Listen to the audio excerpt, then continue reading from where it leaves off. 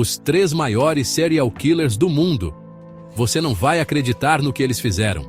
Já ouviu falar de gente que virou sinônimo de terror, de pura maldade? Hoje, a gente vai mergulhar nas histórias sinistras de 3 dos maiores serial killers do mundo. Prepare-se, porque essas histórias não são para quem tem estômago fraco. Bora lá! Começamos com um dos assassinos mais infames dos Estados Unidos, Ted Bundy. Um homem cujo nome ainda arrepia até hoje. Um fantasma que continua a assombrar a América. Ele era carismático, charmoso, inteligente. Bundy usou essa máscara de normalidade, essa cara de bom moço, para atrair suas vítimas, para elas baixarem a guarda, para levá-las para a morte.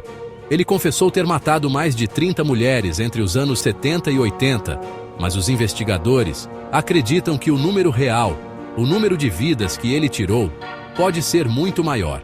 Enterrado em algum lugar está a verdadeira escala da carnificina. Ele era tão manipulador que se defendeu no próprio julgamento. Imaginem, um homem acusado de crimes tão hediondos, controlando a narrativa, encantando o público, até recebendo cartas de fãs. Um espelho distorcido da fascinação mórbida que ele causava. Mas por trás da fachada, por trás do sorriso fácil e do olhar penetrante, escondia-se uma frieza de gelar o sangue. Uma crueldade sem tamanho. Os crimes dele, marcados por uma brutalidade sádica, chocaram até os policiais mais cascudos. Mas a justiça, mesmo lenta, alcançou Ted Bundy. Ele foi condenado à morte. Em 24 de janeiro de 1989, a cortina se fechou para Ted Bundy. Mas as perguntas ficam. O que leva uma mente tão brilhante, um cara aparentemente normal, a cometer atos tão monstruosos? O que se esconde nos cantos escuros da mente, que pode gerar tanta escuridão? Como alguém pode esconder tamanha maldade por trás de um rosto tão comum? A história de Ted Bundy é um lembrete sombrio de que o mal pode se esconder à vista de todos, disfarçado de normalidade. E assim, o rosto da maldade continua a nos assombrar. Um enigma que talvez nunca seja completamente desvendado. A história de Ted Bundy é um lembrete sombrio de que o mal pode se esconder à vista de todos, disfarçado de normalidade. E assim, o rosto da maldade continua a nos assombrar. Um enigma que talvez nunca seja completamente desvendado. Os crimes dele, marcados por uma brutalidade sádica, chocaram até os policiais mais cascudos. Mas a justiça, mesmo lenta, alcançou Ted Bundy. Ele foi condenado à morte. Em 24 de janeiro de 1989, a cortina se fechou para Ted Bundy. Mas as perguntas ficam. O que leva uma mente tão brilhante, um cara aparentemente normal, a cometer atos tão monstruosos? O que se esconde nos cantos escuros da mente, que pode gerar tanta escuridão? Do outro lado do mundo, atrás da cortina de ferro, no frio da União Soviética, outro pesadelo ganhava vida. Enquanto o Ocidente lidava com seus próprios demônios, a União Soviética enfrentava um mal que se escondia nas sombras. Andrei Chikatilo.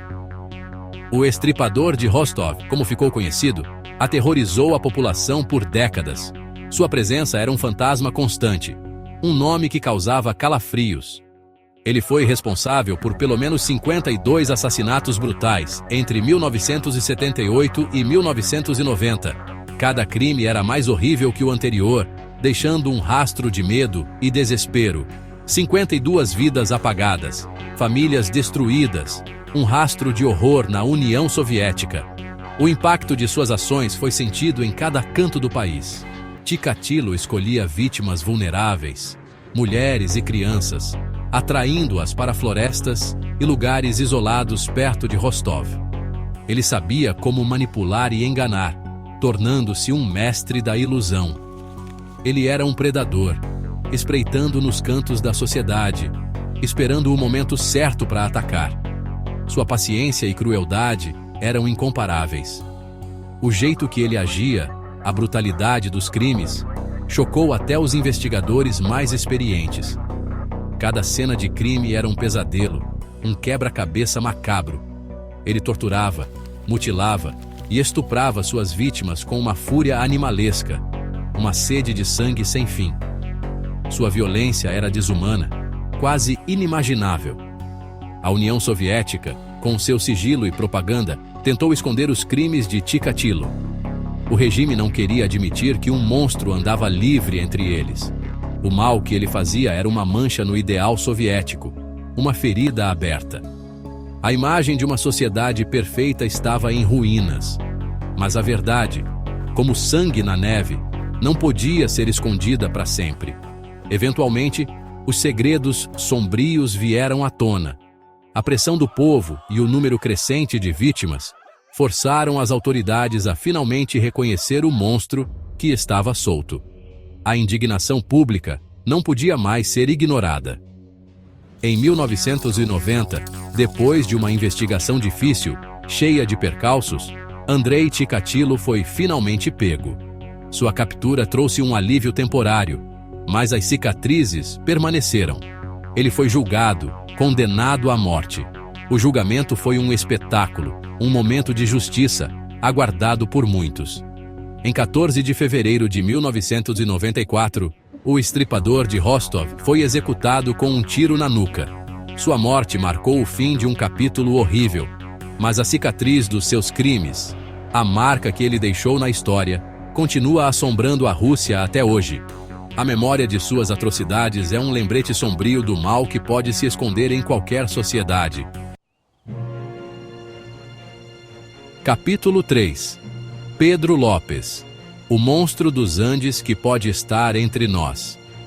Nossa jornada pelo lado obscuro da humanidade nos leva agora aos Andes, um lugar de beleza deslumbrante, mas que esconde segredos terríveis. As montanhas majestosas e os vales profundos são testemunhas silenciosas de histórias que preferiríamos não conhecer.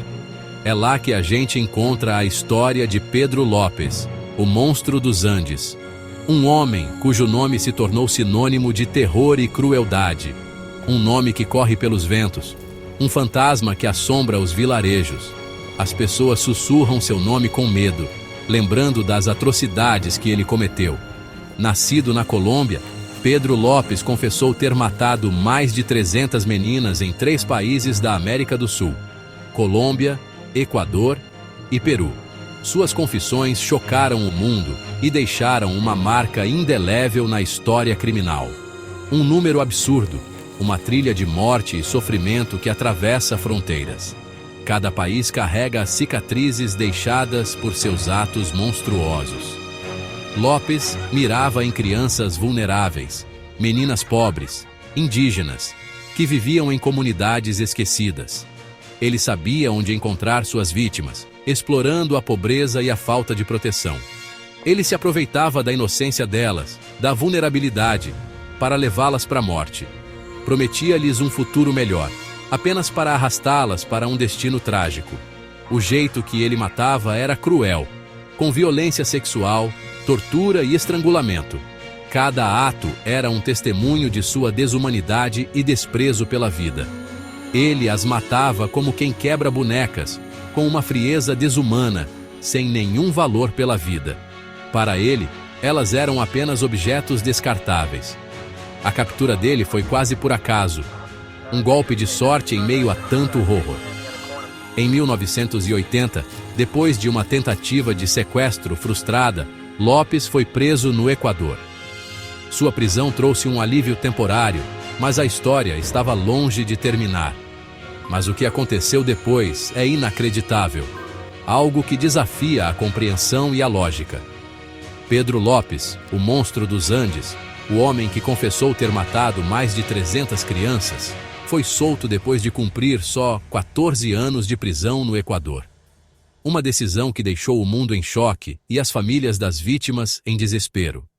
14 anos por 300 vidas. Uma sentença que parece uma piada cruel, uma afronta à justiça, uma ferida que nunca vai fechar. A libertação de Lopes é um lembrete doloroso das falhas do sistema judicial. Ninguém sabe onde ele está. É isso mesmo. Ele desapareceu sem deixar rastros. Pedro Lopes, o assassino que aterrorizou os Andes, pode estar solto por aí, vivendo uma vida normal, escondido entre nós, vivendo entre nós, escondido nas sombras, esperando a hora de atacar de novo. A possibilidade é aterrorizante.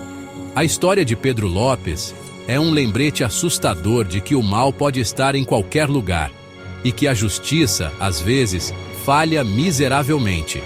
Precisamos estar sempre vigilantes, pois o perigo pode estar mais perto do que imaginamos. Esses homens deixaram um rastro de horror, mas as histórias deles também trazem um alerta à importância de ficarmos ligados no que acontece ao nosso redor e como as instituições podem falhar em proteger quem mais precisa. Qual dessas histórias te chocou mais? Deixa aqui nos comentários e compartilha com alguém que precisa saber desses casos. Não esquece de curtir o vídeo, se inscrever no canal e ativar o sininho para mais histórias como essa. A gente se vê no próximo vídeo.